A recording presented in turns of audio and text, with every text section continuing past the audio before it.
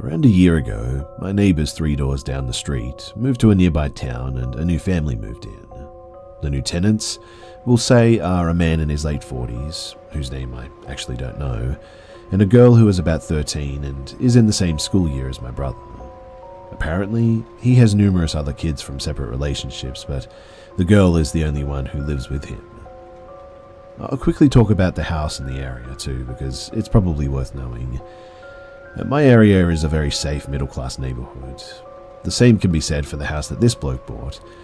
But I don't know what he's done to it, but he's built a deck which isn't coloured or anything and just looks like it's made out of old wood, and the front door is a complete separate colour to the rest of the house too.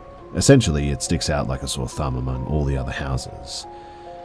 Anyway, now I'd like to go through the events that me and my family have learned about or experienced with this guy before today. Everything I mention did not happen prior to his moving in. So not long after he moved in, a pair of trainers appeared on the power lines directly outside of his house. I live in a really safe area, but according to my uncle, who works for BT and used to be an electrician for another company prior to that, they can be signs of illegal stuff like drug dealings or gangs. Apparently workers who come in to remove them get threatened by whoever puts them there. Every few nights at about 1 a.m. to 1:30 a.m., a car always drives up, stops outside of his house, waits for a few minutes, and drives off. I stay up quite late normally, and I've caught them in the act a few times now. It's the same car every time, a blacked out BMW. The driver and another passenger run out of the car with the engine running. They sprint to the man's door, and then one of them returns and drives off. Of the 4 or 5 times I've seen it, myself, it has been a man and a woman, with the man running back to the car at the end.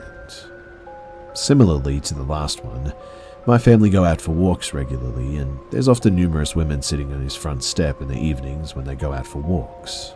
They don't speak much to each other, and if they do, it isn't in English. This led us to believe that they might be immigrants, but that's up for speculation. On numerous occasions, my next-door neighbours, an older woman in her mid-50s, who I'll call S, her daughter A, and A's boyfriend D, walk A's dog around the nearby streets. Usually the dog walkers are S or D, and one day a few months ago, D was walking their dog when they heard screams coming from the house. He immediately went back home and called the police. I'm not sure what happened afterwards, but on another day, not long after it, was S walking the dog late at night. As she went past the bloke's house, she saw an unmarked car and a police van outside of his house, almost in a barrier shape around his driveway. I also don't know much about this either, unfortunately, but there's allegedly been a duvet cover hanging out of the bathroom window with stains on it. One of my neighbours, who I'll call Fish and Chip Man, he owns a fish and chip shop, who is the bloke's next door neighbour, speculated that it could be one of two things: a drug farm or a torture chamber.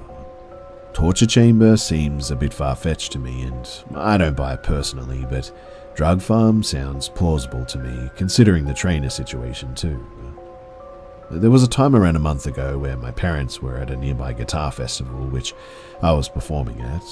They ran into a very drunk man who said that he lived adjacent to the bloke on the other street parallel to ours. But my parents subtly sort of pressured this guy, who apparently had a whole number of stories himself. They were very similar to ours, but he's not affiliated with our street, so it's interesting to know that there's others around him who have noticed the same thing. But it's also very concerning to us for obvious reasons.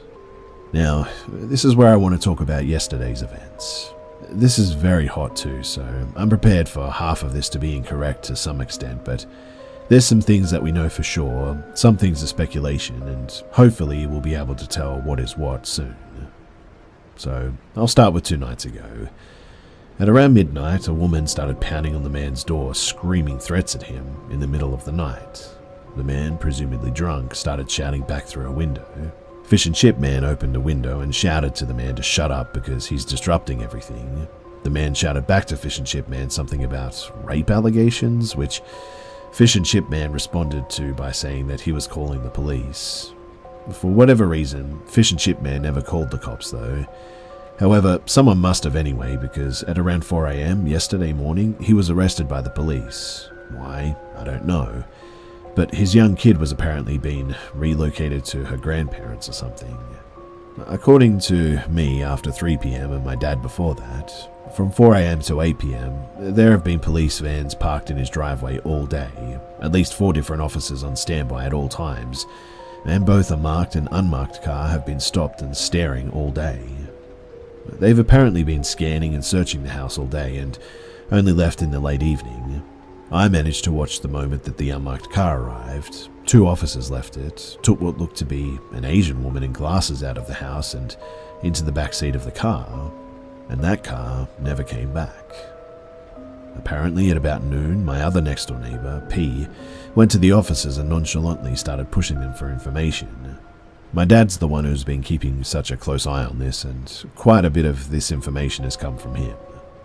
So when he saw P go engage in some friendly conversation, he of course was right out there in an instant. Afterwards, P took my dad into her house and gave her side. And this is what P thinks she knows. Firstly, the man has already had a criminal record which we were unaware of. There's also a possibility that he's been in jail in the past. The second, more concerning and more likely to be the truth, is that the bloke's father was a major criminal and is also still incarcerated. The most common and most believed theory is that he's a pedophile and also a sex offender.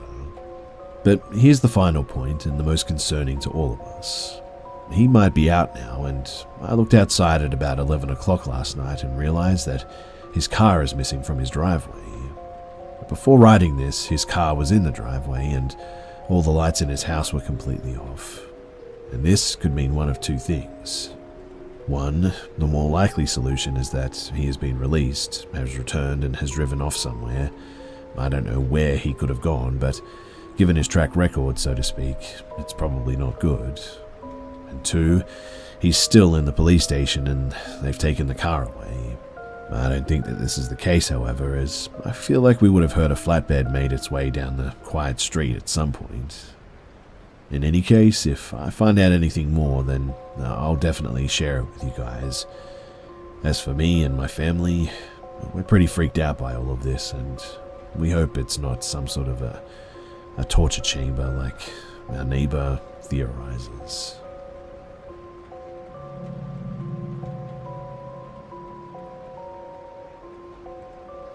So first off, just let me say that it doesn't really bother me if you believe me or not. I just want to share this for people who might be interested. That said, I had my second hypno-regression session today to revisit my alien abduction when I was 6. I remember everything. I thought that I had a clear picture last time, but I was wrong.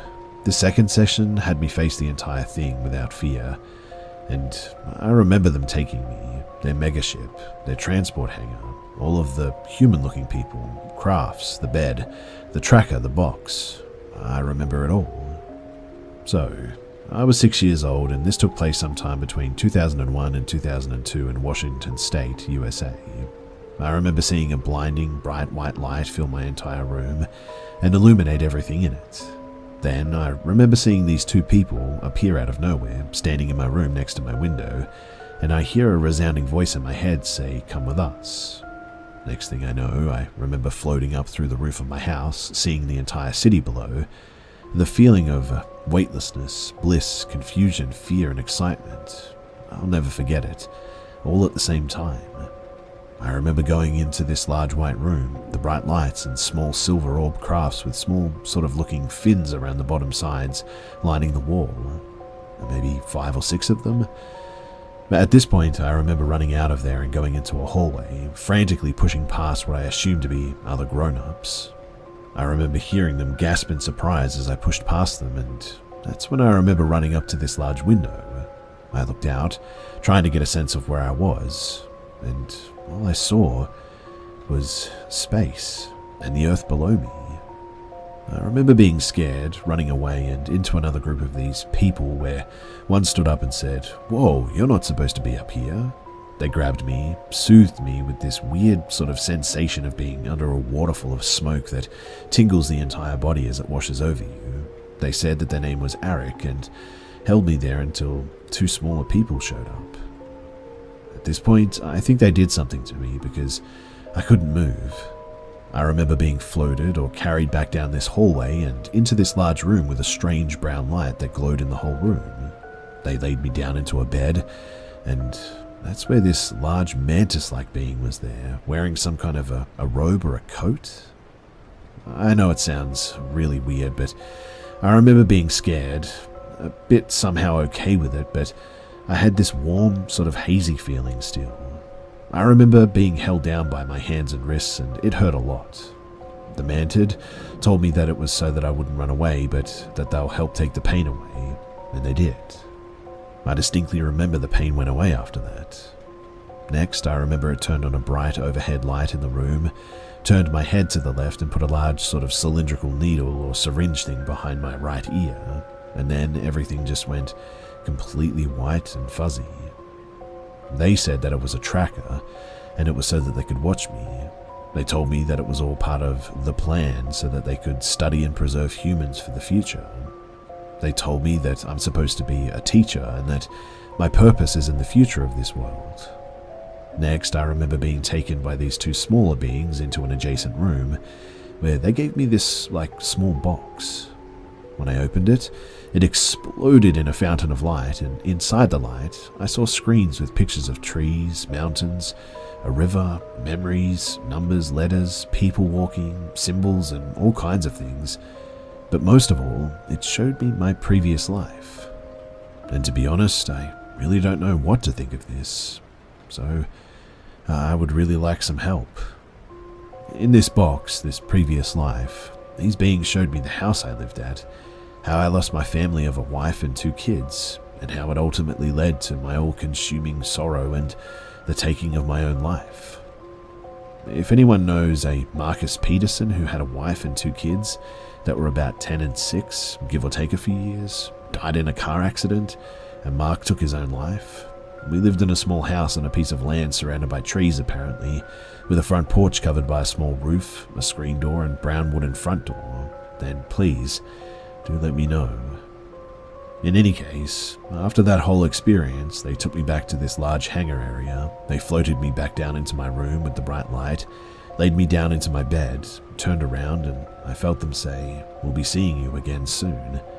And then they left. And that's pretty much it. So if you have any ideas as to what I should do now, then I would love to hear it.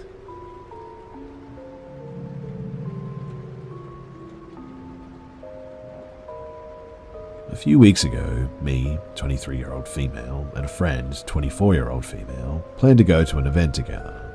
Since we only had free time after work, we decided to get an Uber so we wouldn't take too long to arrive and could enjoy more. But the first half of the ride was really normal, seemed like a normal, polite dude.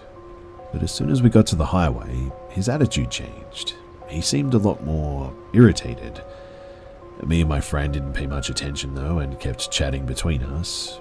Our attention was drawn when he started shouting with another driver. He turned to us and said that he was going to pull over. I tried objecting, but he ignored and pulled over anyway. He reached out for the glove compartment and pulled a gun out. Important to note that guns are illegal in my country too. We were just watching this unfold with holded breath, and when the other guy drove away, we let out a sigh of relief, but then we were still stuck in the car with this crazy guy with a gun. After that, he went back to driving and apologized to us, saying that the guy was tailgating him. I let out an, okay, I got it. He kept talking. Man, that guy's lucky that you 2 girls are here, or else I would have followed him and shot him in the face. Sleazy idiot. I look over to my friend. She is in shock and paralyzed. I'm in shock too, but trying to keep my cool because the last thing that I want is to get this guy annoyed at us. I mean, if he was willing to shoot that guy for tailgating, I didn't want to know what he would do to us if I said the wrong thing.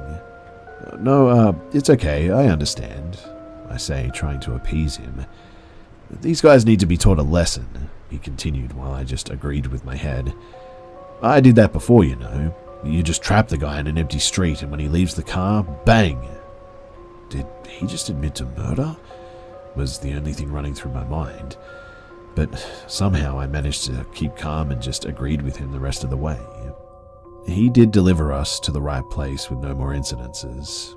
I waited a few weeks to report this since he had my home address and wouldn't be hard to figure out who reported him. Thankfully, nobody showed up at my home with a gun, at least until now, and Uber has answered my report saying that they started an investigation. I hope that this guy doesn't do this to anyone else because it was a truly terrifying experience, to say the least.